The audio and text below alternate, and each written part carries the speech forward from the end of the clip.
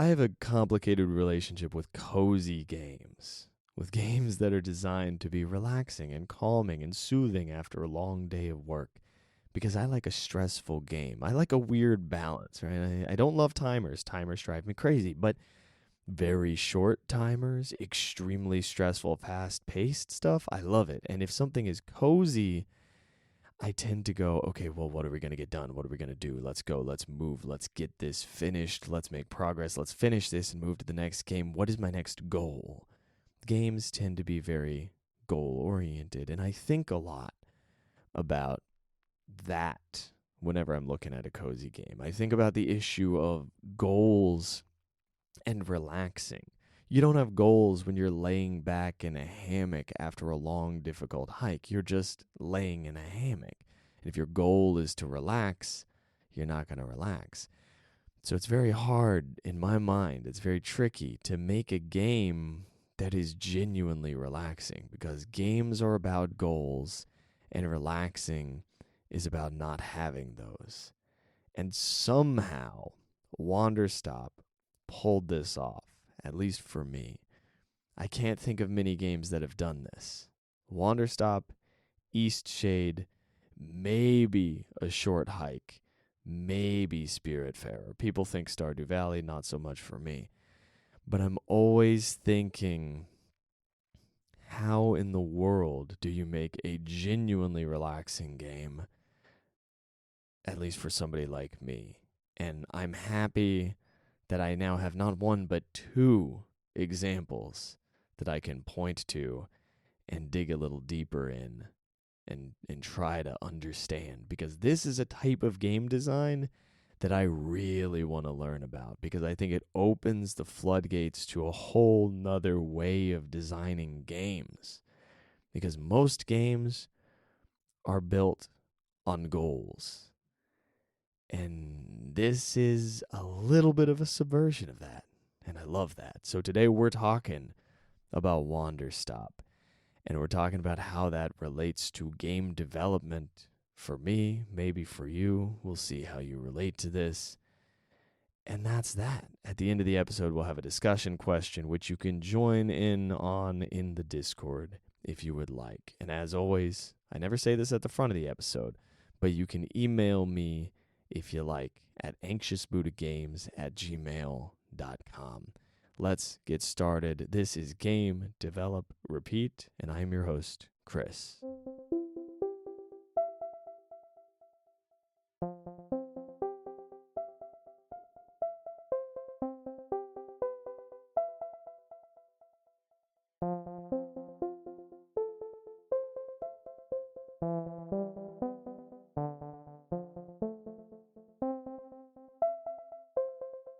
What exactly is Wanderstop? For one, it is a game that's difficult for me to talk about because I'm extremely happy with the experience I had with it, and I don't want to spoil that experience for anybody else. And I'm extremely picky about spoilers. I sometimes think that an emotional description of a game counts as a spoiler. I think hyping a game up too much can count as a spoiler because it can spoil somebody else's experience. Here's what I'm going to do. I'm going to tell you what it's not, and I'm going to give you a simplified pitch for it, and then I'll tell you the impact it had on me. All right, so what it is not is a tea shop simulator. Looks like a tea shop simulator, is not a tea shop simulator. Technically it is. It's not, though, right? Yes, you gather ingredients. Yes, you grow some plants. You take orders from customers. You make tea. You serve it to them. Maybe you clean some dishes. Maybe you do a little interior decorating. But that's not the point of the game, right? It's more of a story game, very character-driven story game than anything else. You could liken it to Coffee Talk, but Coffee Talk is about getting to know everybody else. This game is about getting to know what your character is going through. Now, who is your character? Your character is a champion. Your character is the greatest to ever do it. A phenomenal fighter who finds herself in a tea shop, working at the tea shop, recovering. Was that the plan? Not really, right? And that's what I'm going to give you. The way that they deliver this story was very impactful for me. Now, a lot of the themes in this story have to do with overworking yourself, pushing yourself too hard, being obsessed with one thing and chasing it and chasing it and chasing it and chasing it at any cost. And that theme, I think, is going to hit home for a lot of people, right? We've got this heavy grinding culture going on, right? Everybody, not everybody, but a lot of people are aggressively chasing some goal. And this game has sort of a relax and go with the flow thing, a feel what is going on in reality and work with it rather than setting your mind to something and absolutely forcing that thing to happen. And it explores one character's psychology in an extremely effective way for me. I had an easy time feeling the difficulties that the character was going through and relating to them. This is something that a few games pull off really well. So if this sounds appealing to you, if the game where you get to feel like you are the character and go through what they are going through, if that is a genre that you like, I recommend this game. I recommend Spiritfarer. That one's much more about death.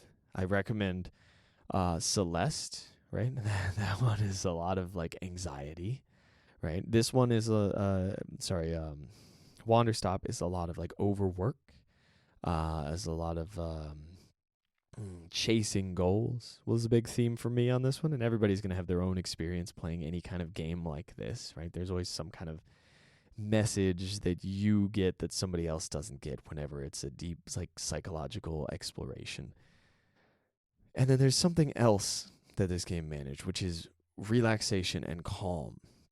In the themes of the game, as the game tries to get the character to relax and chill out and take some time and just recover and not obsess over this thing or that thing or the other and let it happen, it does this beautiful thing that I think only video games can really do this effectively. You're playing this character, congratulations, you're embodying their mind a little bit. You're relating to them on such a deep level that what they are going through, you're going through, at least a little bit. So when this character is intense and chasing this thing and so on, and then has to pull back a little bit, if you're relating to the character, you're going to go through that. And then maybe you see a little bit of that in yourself, and maybe you connect to that, and maybe you pull back a little bit, right?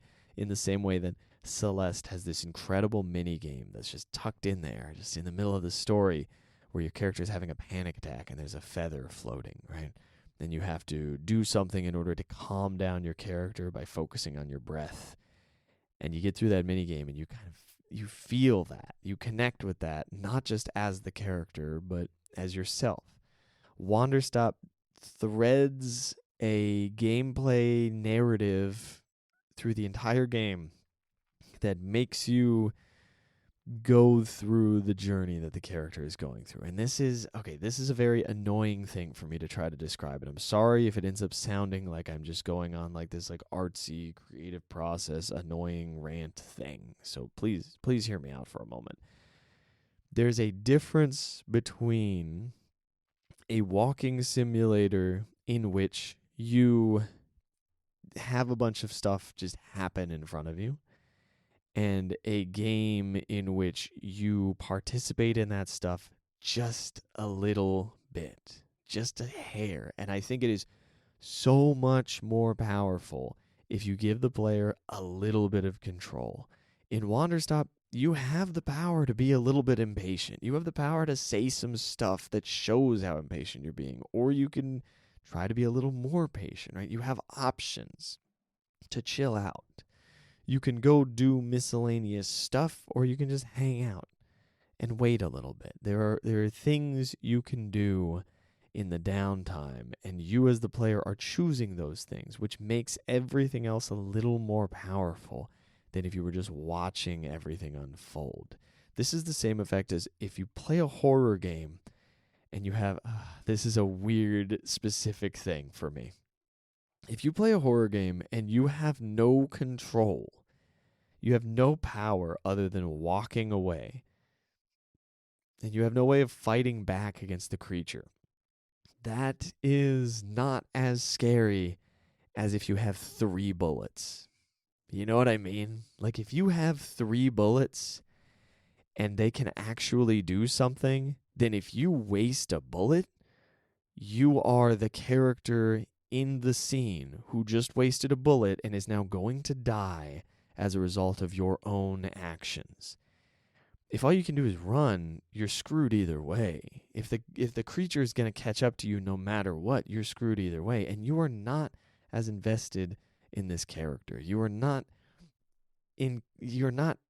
embodying them as deeply as you would be if you have just a little bit more control, a little bit more stakes.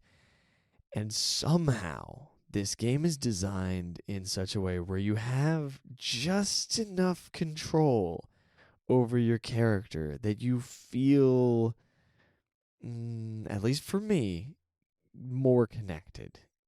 Right? You can make choices that may not be impactful, but make you relate to the character. I remember one scene that had 3 dialogue options. And this isn't any particular spoiler, so I'm going to hit you with it. Each option was the word fine, but they had different subtexts in parentheses, right? It was like fine, honest, fine, sarcastic, fine, deflated, depressed, defeated, or beaten down by life, right? Those 3 options. And you as a player are going, well, which one am I? Like, I'm saying fine no matter what, but how do I feel about this? And just by checking in with yourself and going, how does my character feel about this right now? You are embodying that character. You are saying, no, this is my investment in this moment. This is what is going on for me.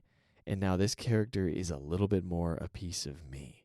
So then when that character makes progress, that tiny little microscopic piece of you that you just invested in that character, the little version of yourself that went, you know what, I am beaten down by life. I am exhausted. And I said that, and that part of me is in this character. When you see that character get through that particular thing, that little piece of you gets through that particular thing. There's just this tiny little piece of you that goes, oh, you know what? Maybe I can make progress in this way. Maybe I can feel a little different about this. Or when you're making that choice, you can look at those choices and you go, I don't feel any of these. And you can recognize that in yourself. And you could go, maybe this game isn't for me. Or you can look at that and you can recognize that in yourself and go, oh, that's interesting that somebody would feel that way in this context. I don't feel that way. Let's see what plays out if they feel this way. And that's where, like, choices having impacts can have, can do something. But I think there's something to be said for dialogue that does not change what happens next, but changes how you feel about the character. I am getting deep enough into design that let's just go ahead and start talking about how this is going to impact my own design and my own game stuff in general.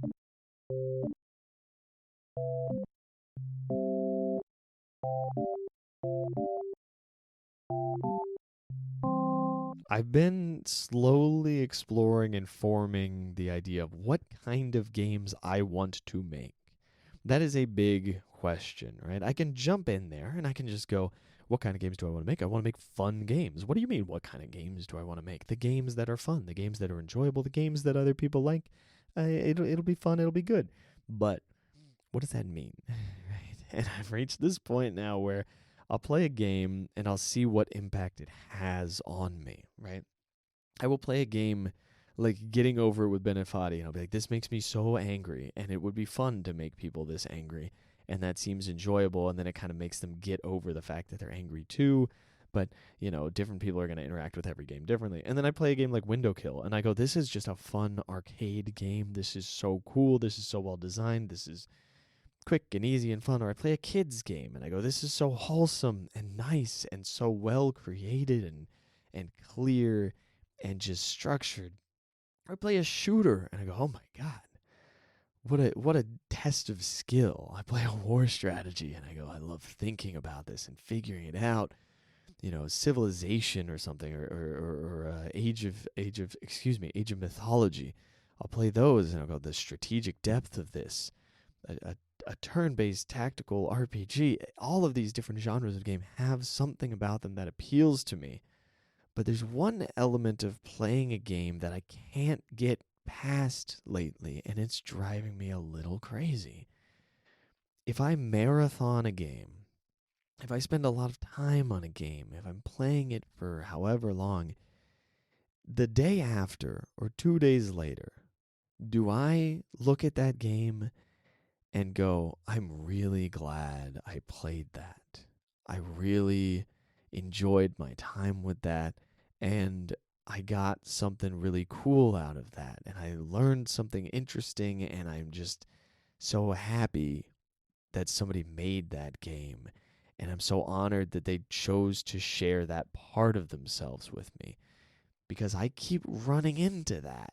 And every game that I absolutely love, in recent years, I should say, every game that I've played and just go, oh my God, I cannot believe that somebody made this.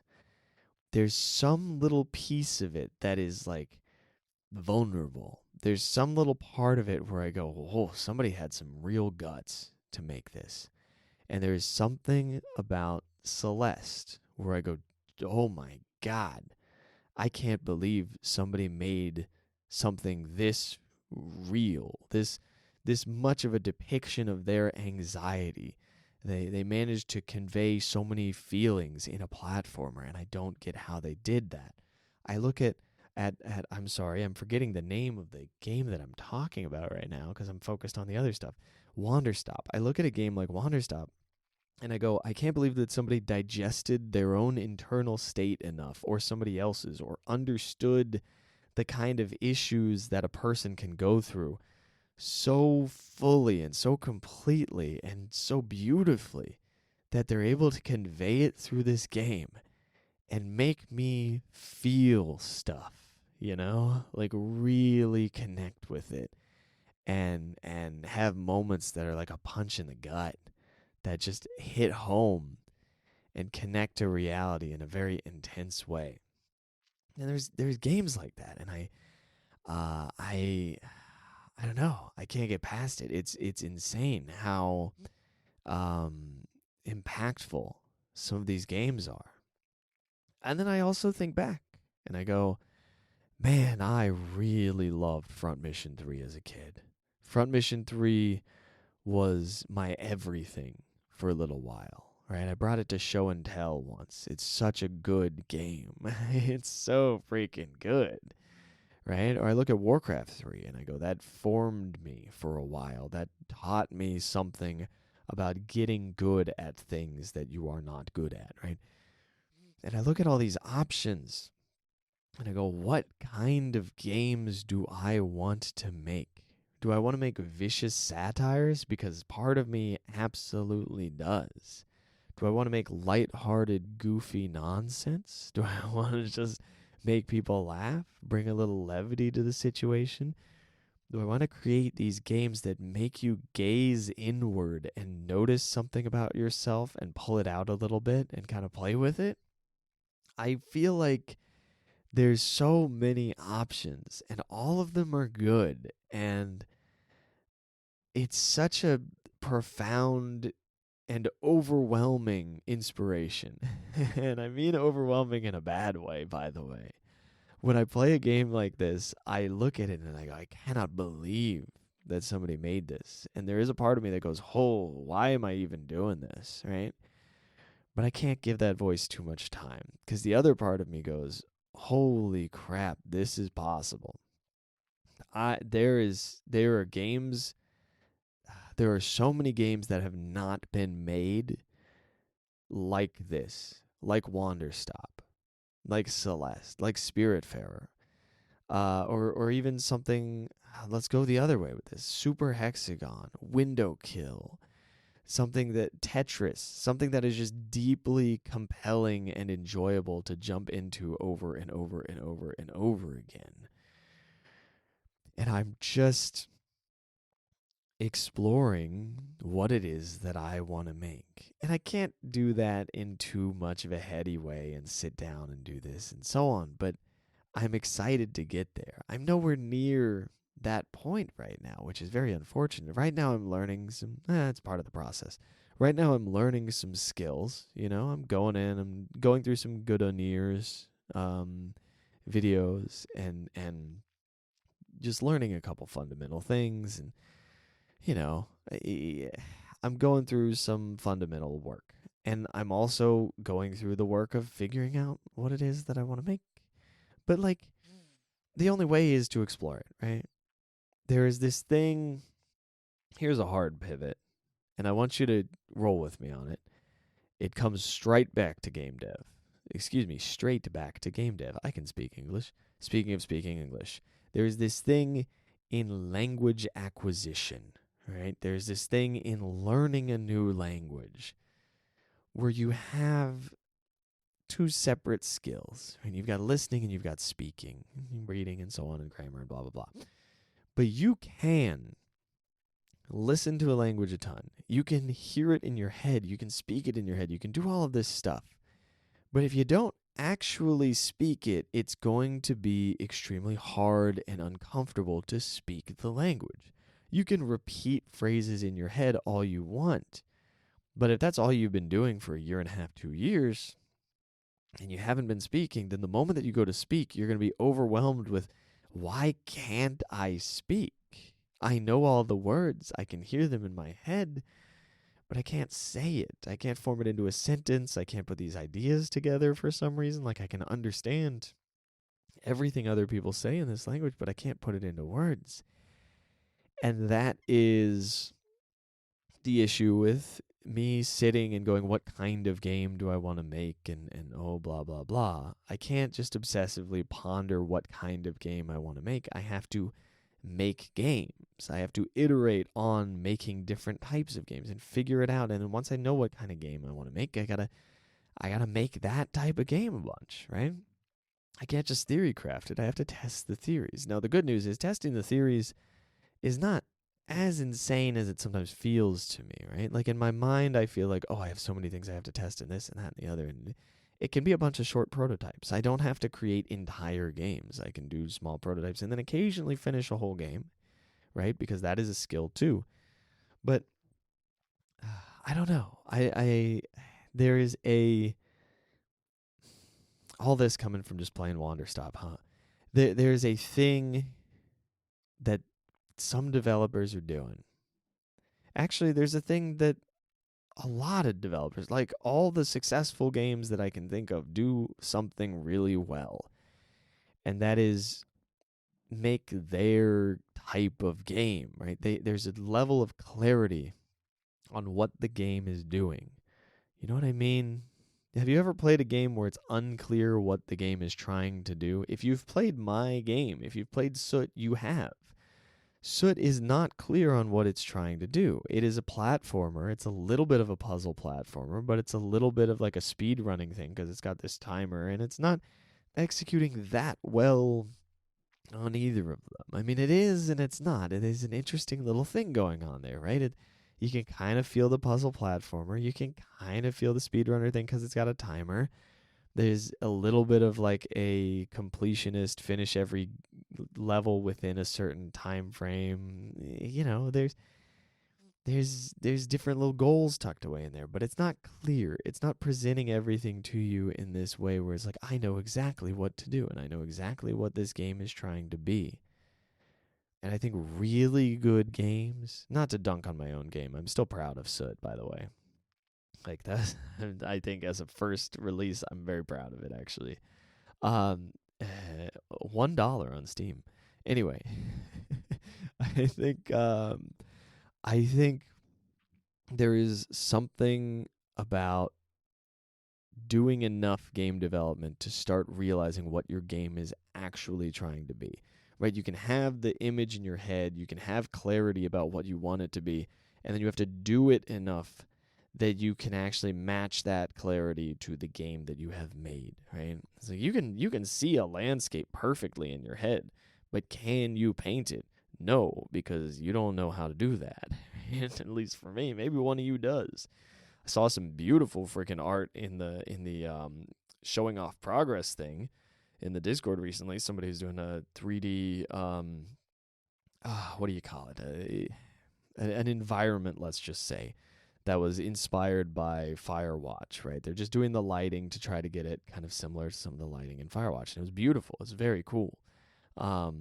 So where was I going with that? The point is, you can start playing with these tools. Oh, so some of the people in the community have some art skills, is what I was trying to get at. So maybe you can paint the thing in your head perfectly. I can't.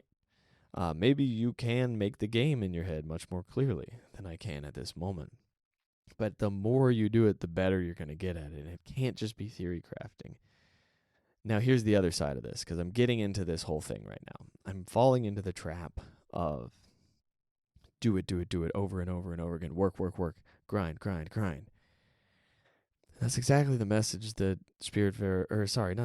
Jesus, that Wanderstop was kind of drilling into my head to some extent. It's like, it's not just about grind. It's not just about pushing, though that is a valuable part of the whole process. There's a lot more to it than that. I've also been reading a book by Cal Newport called Slow Productivity, and I haven't gotten deeply invested in it yet, but there is an aspect of this which is do less things and focus on the thing that you're doing, right? I know that seems like, oh, okay, great, thanks. Real handy advice. All right, bud. What next? Was that the whole book? But genuinely, doing less things is very easy to not to do. It's very easy to do all the things. And to do less things and to focus in on them is hard. And within my game development, I'd like to narrow it down a little bit. I've always got a different idea and another exciting thing and more things to explore, And then I've got my podcast and I've got my career, right, as an electrician and the classes that I'm doing there. I have a lot of things in my life right now. And I'm feeling like the person who is grinding away a little too hard, not recovering every day the same amount that I'm using up, right? Like I use a lot of energy in a day. I need to get that same amount of energy back, right? I can't just be crashing hard all the time. I need to be sustainable. And I'm sorry, I've gone on a tangent and focused on my own whole thing there. This is what happens when I play a game that has a deep impact on me like this, I guess. But to focus in on what kind of games that I want to make, I do want to make stuff that talks about human nature a little bit. I want to make stuff that not even talks about it, not in like a preachy way. I just want to explore it. I like psychology. I like people's minds. I like the weird excuses that we come up with for things. I like all of the strangeness that comes out of people. And people are weird. Like, unquestionably weird.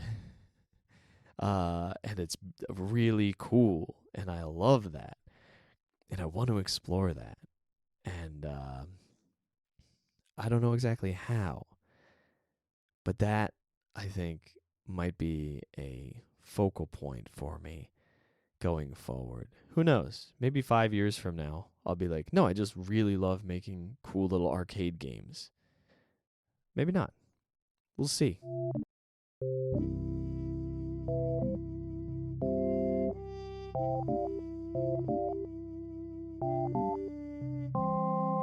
Here's the question for this week. What type of game are you most curious about and why? Now, I say type of game, that could be just a specific genre, right? Maybe you just like top-down shooters. Maybe you like first-person shooters. Maybe, though, your answer is more to do with themes, emotional depth, whatever. Maybe it's more to do with the delivery mechanism of the game. I just want to know what gets your curiosity rolling, what gets you excited about game development, and, why? What type and why? That is everything that I have for you this week. Thank you, as always, for listening. I went on a bit of an impassioned rant this episode. I don't know. I guess I just had a lot of feelings, right? And I decided to share them. So that's all I got for you. Thanks again for listening.